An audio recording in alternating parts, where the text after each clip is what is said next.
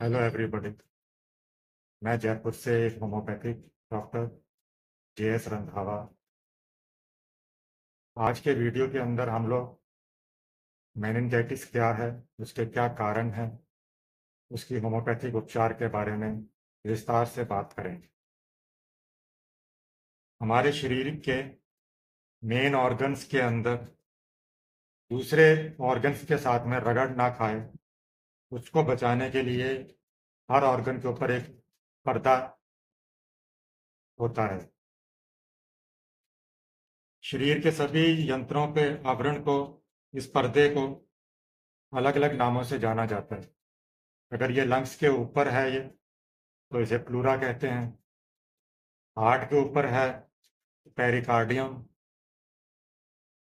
Intestine आंतों के ऊपर है तो इसे पेरिटोनियम। और इसी तरह से अगर माथे के खोल या मस्तिष्क के ऊपर जो आवरण है या पर्दा है, उसको हम मस्तिष्क की झिल्ली या मेनिंजिस कहते हैं। इसी मेनिंजिस का अगर इन्फ्लामेशन हो जाए तो उसे मेनिंजाइटिस कहते हैं।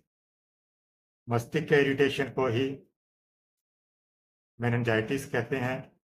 मेनिंजाइटिस दो तरह से होता है, सिंपल मेनिंजाइटिस और ट्यूबरकुलर मेनिंजाइटिस। सिंपल मेनिंजाइटिस के अंदर ये पैची मेनिंजाइटिस होता है।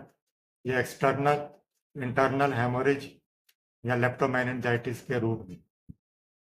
साधारणतः जब मस्तिष्क पर चोट लग जाती है, मस्तिष्क की हड्डी टूट सकती है या टूटने के बाद में ये माथे की खोल या खोपड़ी की जो हड्डी है उसमें कोई जख्म हो जाए, सिफिलिटिक कैरीज हो जाए, नेक्रोसिस हो जाए, जिसे अस्थिनाश कहते हैं, हड्डी सड़ जाए, कान की हड्डी में जख्म हो, मुंह में या माथे का कोई इन्फ्लामेशन हो,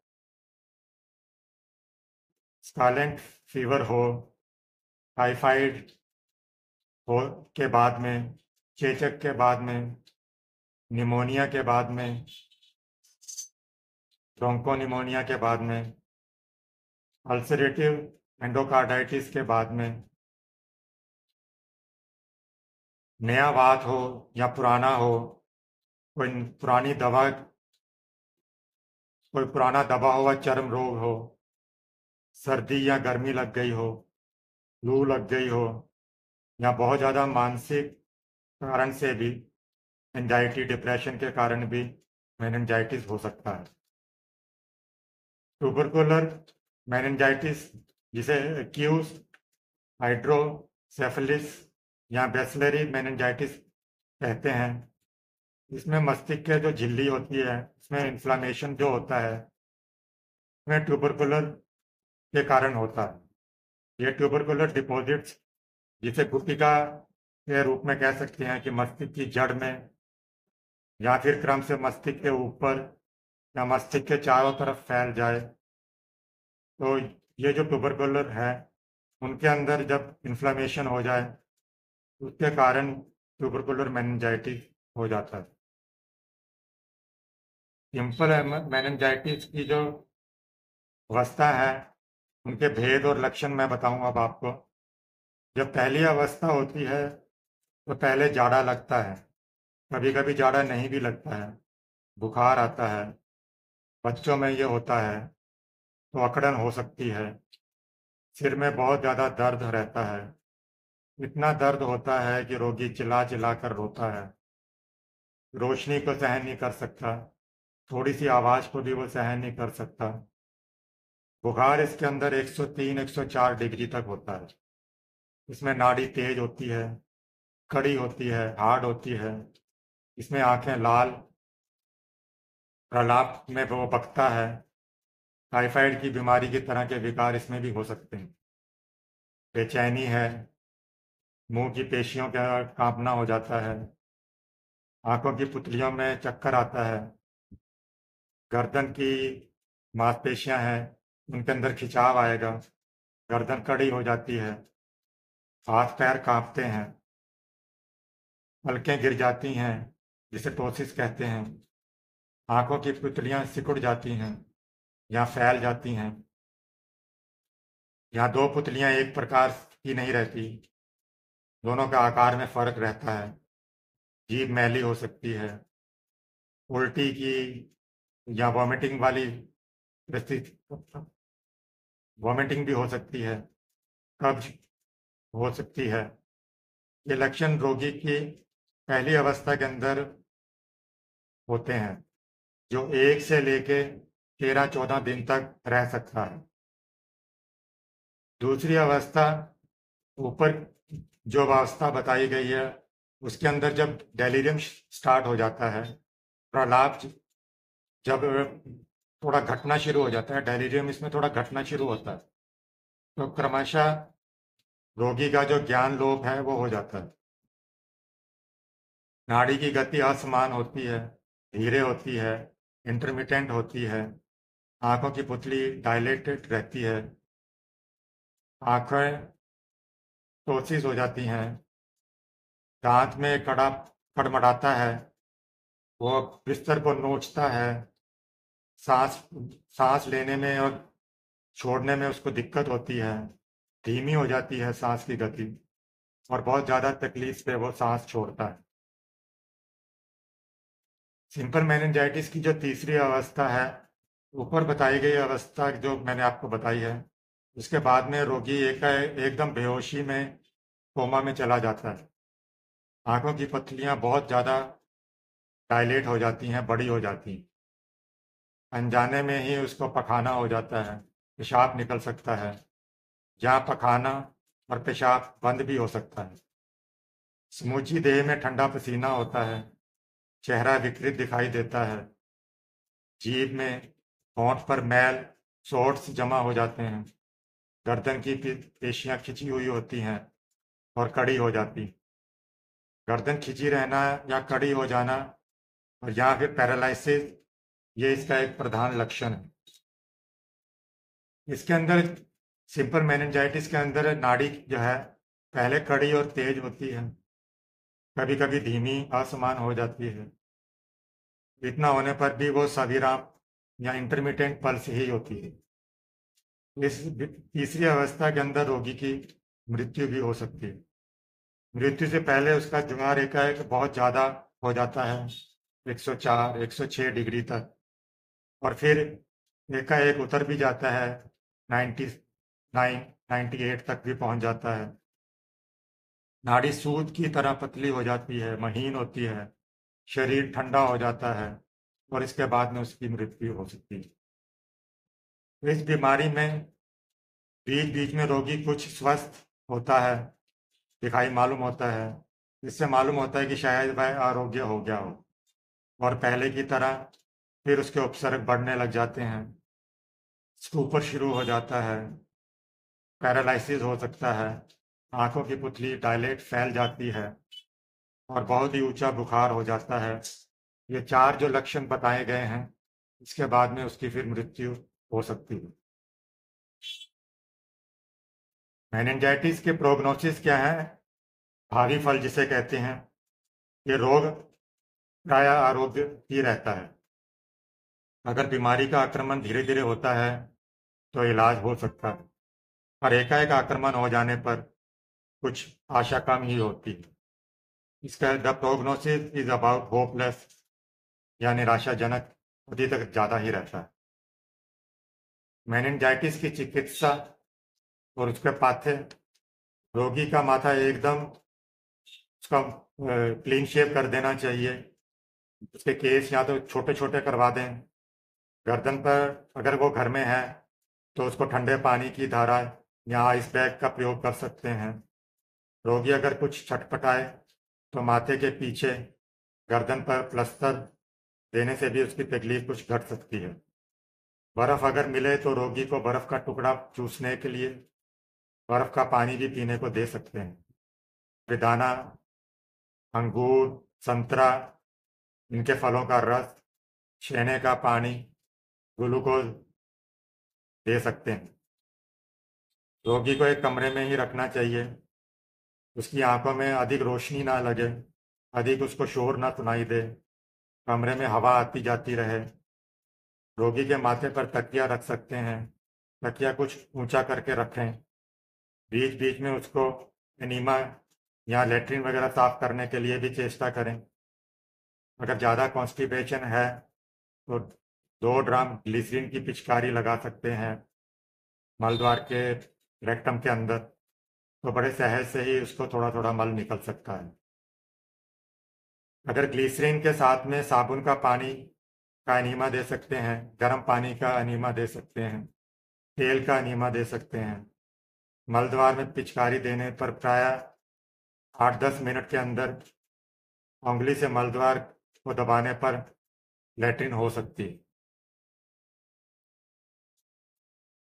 अगर ग्लिसरीन के कारण भी वो उसका मल नहीं निकलता है तो कई बार साबुन का छोटा सा टुकड़ा काट कर भी मलद्वार में रखें और 10-15 मिनट के अंदर भी उसको इससे निजात मिल सकती है।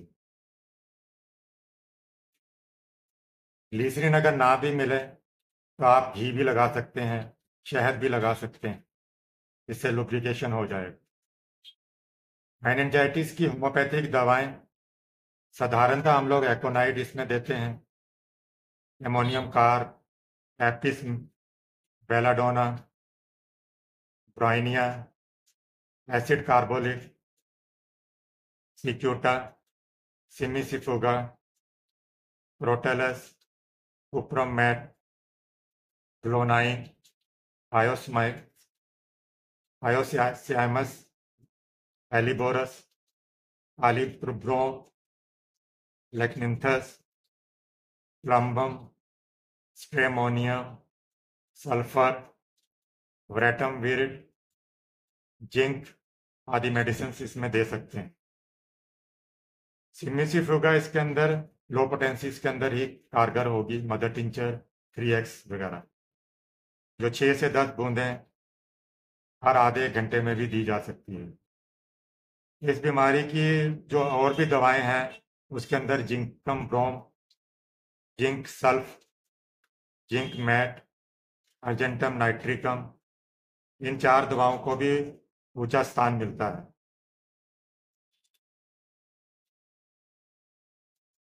हाइड्रोसेफेलस जो मेनिंजाइटिस है उसके अंदर aconite, apis, apocynum, antim tart, arsenic, belladonna, calcarea carb, calcarea phos, glonoine, helleborus, hyoscyamus, lycopodium, silicea, chamomilla, sulphur, zinc sulph, zinc brom और एट्रोपिन सल्फ दे सकते हैं। ट्यूबरकुलर मेनिंजाइटिस के अंदर एपिसमेल, कैलकेरिया आयोड, सिक्यूटा, आयोडियन, हाइडोफॉग, लाइकोपोडियम। मस्तिष्क के लक्षणों के आधार पर हम लोग बेलाडोना दे सकते हैं, आयोसियामस दे सकते हैं, ब्राइनिया, ओपियम, कुप्रम, जिंक आदि दे सकते हैं। मैं कुछ मेडिसिन को विस्तार में भी बताने की कोशिश करता हूँ। एकोनाइट जैसे बहुत ज़्यादा धूप लग जाए, लू लगने के बाद में अगर ये बीमारी हो, प्रथम अवस्था के अंदर हो, एक्यूट हो, बहुत ज़्यादा इसमें बेचैनी हो, प्यास लग रही हो, फियर ऑफ डेथ हो, उस पर ये एकोनाइट कार्य करेगा। एपिस के अंदर जब ज्ञान लोप हो जाता है, एपैथी हो जाती है, स्टूपर हो जाता है, माथा तकिए में या ऊपर वो इधर उधर करता है, बेहोश रह सकता है और एकाएक जोर से चिल्ला भी सकता है। रात में उसकी बेचैनी बढ़ जाती है, शरीर की किसी एक पेशी में खिंचान हो सकता है, पूरे शरीर में भी खिंचान हो सकता है, शरीर एक और खींच सकता है, जीभ लाल सूखी होती है, कांपती है, जीभ में छाले हो सकते हैं और प्यास नहीं लगती। आर्निका और सिक्यूटा जो है वो दोनों ही माथे की चोट के बाद में अगर मेनिंजाइटिस है तो ये कार्य करती। इसमें सांस लेने में तकलीफ होती है, निगलने में तकलीफ हो सकती है, शरीर के ऊपर हाथ रखने से फिट आ सकते हैं। बेलाडोना जो साधारणतः मेनिंजाइटिस के लिए है, इस बीमारी के अंदर जो मेनिंजाइटिस है उसमें सिर पीछे की ओर खिंचा रहता है, पीछे की ओर तना रहता है, रोशनी को वो सहन नहीं कर सकता। पहले उसमें रक्त संचय होता है, कंजेशन होता है, फिर खींचन होता है, कन्वल्जन होता है, और ये बीमारी आरंभ हो जाती है और ये बहुत तेजी से बढ़ती है। छोटी माता के बाद में या अरक्त ज्वार के बाद में भी ये बीमारी हो सकती है। सर्दी गर्मी होकर भी ये बीमारी हो सकती है। ब्राइनिया जो है, बेलाडोना के बाद में व्यवहार करना चाहिए। हिलने डुलने पर अगर तकलीफ बढ़ती हो, इसकी वजह से रोगी स्थिर भाव से चुपचाप पड़ा रहता है, थोड़ा प्रलाप करता है, ध्यान की कमी हो जाती है, मुंह हमेशा हिलता रहता है, मानो कुछ चबा रहा हो, होंठ सूखे हो जाते हैं, बहुत प्यास रहती है। इमिसी फुगा है, ये मोस्टली हम लोग लो पोटेंसी में ही देते हैं, मदर टिंचर 3x 6x में। इसकी मात्रा जो है प्रति आधे आधे घंटे में भी दे सकते हैं। इस बीमारी की तेजी से कुछ घटने पर मेडिरोनियम 200 इसके साथ में या उससे भी ऊंची शक्ति के अंदर हर 4-5 घंटे के बाद में दे सकते हैं। इस मेरोडिनियम की एक मात्रा के बाद में उसके 5-6 घंटे के बाद में हम लोग लाइकोपोडियम 200 की 1 या 2 खुराक भी दे सकते हैं। आंखें लाल रहने पर लाइको के बदले बेलाडोना की ज़्यादा ज़रूरत पड़ती है। सिमिसिफुगा जो है seems to expect a marked action on the spinal nerve, especially at the other parts of the core, with symptoms of meningin irritation, inflammation, muscular spasm. It is useful in delirium, excessive restlessness, twitching of tendons, and sudden starting up. Headache in simicifuga affect the base of the occipital. They begin at that point. Sometimes the pain shoots from the occiput up to the vertex or down to the spine. Stiffness of the muscles of the neck with distress on the moving of the head. अर्थात Cimicifuga जो है वो spinal cord मेरुदंड के जो nerves हैं उसके अंदर ये बहुत अच्छा कार्य करती है। खासकर जब मस्तिष्क के अंदर इन्फ्लामेशन है, प्रदाह है, उसकी मांसपेशियां अपेक्ष हो जाती हैं, बहुत ज़्यादा बेचैनी रहती है, ऐंठन हो जाती है, एकाएक चौंक पड़ता है, प्रलाप के अंदर उसको लाभदायक है।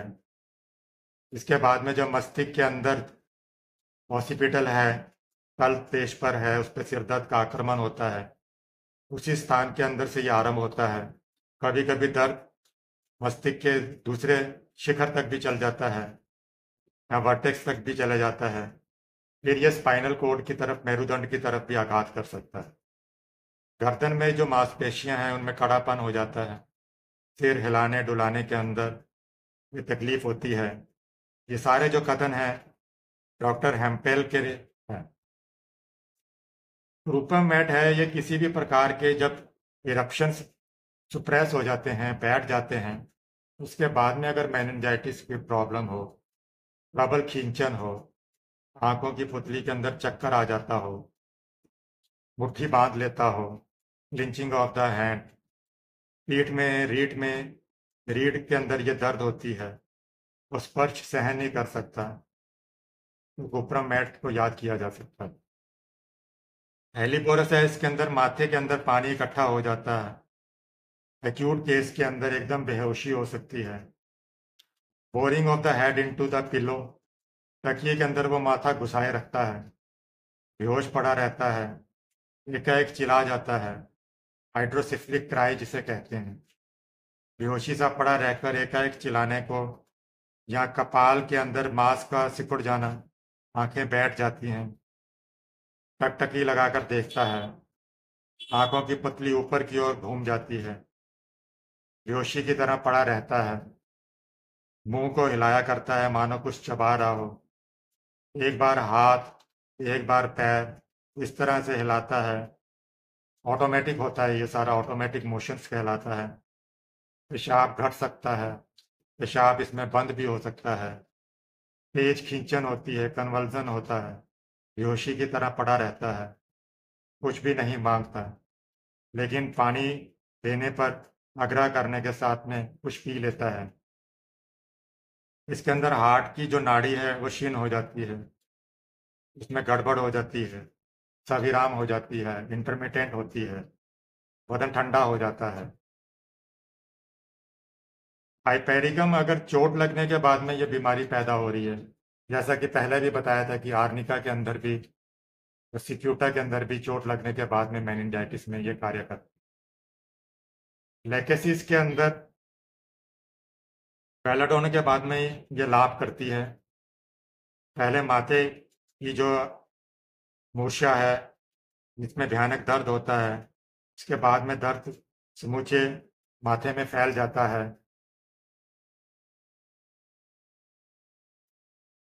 रास्तों जब कड़ी चीजें ऊपर माथा रखने पर आराम मालूम होता है। सल्फर के अंदर ही प्राय बीमारी दूसरी अवस्था में ये लाभदायक है, सेकंड स्टेज के अंदर। इस अवस्था में डिजिटेलिस हेलिबोरिस भी बहुत ज़्यादा फायदा करती है। जिंकम मैट जब माथे के बेस के अंदर, तलदेश के अंदर कुछ गर्मी मालूम होती है, डर जाने की तरह रह रहकर वो चिल्लाकर जाग उठता है, लगातार पैर हिलाता है, उसके अंग जो हैं वो कांपते हैं, हिल उठते हैं, कन्वल्जन होता है, खींचन होती है।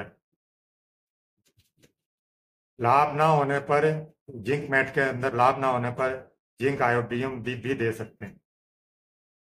सिक्यूटा जो है ये ट्यूबरकुलर और बैसिलर मेनिंजाइटिस के अंदर जब बेहोश रहता है, चेहरे और मांसपेशियां के अंदर ट्वीचिंग होती है, गर्दन कड़ी रहती है, माथा पीछे की ओर टेढ़ा हो जाता है, तकिए में माथा घुसा लेता है, borrowing of the head in pillow, एकाएक शरीर में बिजली की तरह लहर उठती है और कन्वल्जन खींचन आरंभ हो जाता है।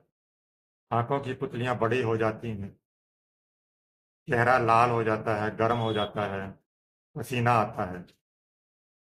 ओपियम के अंदर बीमारी की अंतिम अवस्था में बच्चा बिल्कुल बेहोश हो जाता है, कोमा में भी जा सकता है, आंखें अंध मुंदी रहती हैं, समूचा शरीर ठंडा है, केवल मुंह ही गर्म रहता है, गला गड़गड़ किया करता है, पसीना होता है, कभी कभी मांसपेशियां रह रहकर हिल उठती हैं, ट्वीचिंग होती है उनमें, कॉन्स्टिपेशन बहुत ज़्यादा इसमें सीवियर हो जाता है। इसके अलावा हम लोग argentum nitricum mercurius, arnica, lycopodium, silicea, गर्मी की वजह से अगर बीमारी है तो काली आयोड वगैरह दवाएं लाभदायक देती हैं। मेनिंजाइटिस के अंदर हम लोग कुछ कॉन्स्टिट्यूशनल सिम्टम्स को भी के आधार पर भी दवा चुन सकते हैं। इस दवा से अगर प्रयोग किया जाए तो सबसे अधिक और स्थायी लाभ मिलता है। इस बीमारी का लाभदायक बनाने के लिए कैलकेरिया कार, सल्फर, आयोडियम, ये तीन दवाएं खासकर समझनी चाहिए, तो कभी कभी इनसे बहुत अच्छा लाभ होता है।